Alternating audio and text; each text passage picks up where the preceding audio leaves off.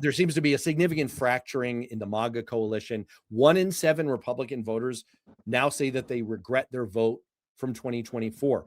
Are you picking this up with all the candidates you work with? 100%. When you pledge that you are not going to go to war over the course of 4 years and you immediately turn around and engage in military conflicts that your own base doesn't support, you're going to see a fracturing of your coalition.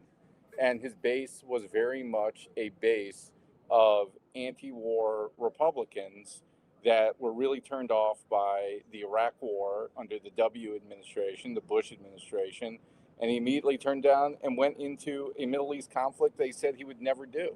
I would say this: $7 gasoline is morally clarifying for a lot of Americans who previously supported the president. Yes, it does seem to clarify the mind. Now, okay, we've said all the good news here, but there are some nits we could pick here. One of them is, I was just showing the generic ballot numbers. Trump is underwater at almost historic levels, 20 points more negative than positive on approval. Views of Trump on the economy, similarly, cratering. The Michigan Consumer Sentiment Index at literally historic lows, never been lower in the whole history. Joanna Sue, who runs that survey, has been a guest on this show. We've talked about this. It's a significant predictor of how real, normal Americans are feeling.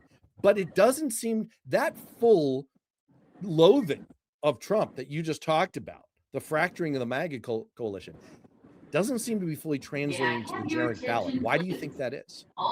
You look at this chart. The Democratic Party is clearly doing well on the generic ballot.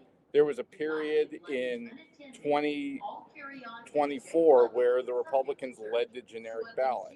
Let me put it this way: the generic ballot in the race for Congress is a nice statistic, but it means about nothing in actually the control of Congress.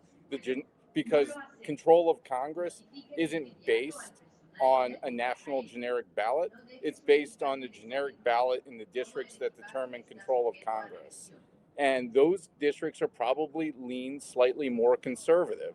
So you need the Democrats to have a substantial lead in the national generic ballot to really have a real good shot at winning control of Congress. The other thing I would say that concerns the Democratic Party, not just this year, but long term, is the redistricting effort that's going on in states like Florida, North Carolina, and potentially in all states across the South if the Voting Rights Act is repealed by the Supreme Court. While we are in a good position to control Congress in 2026, our long-term ability to be a majority party in this country is very imperiled by what is going on in this country and what is going on at the Supreme Court and at the redistricting level in states around the country.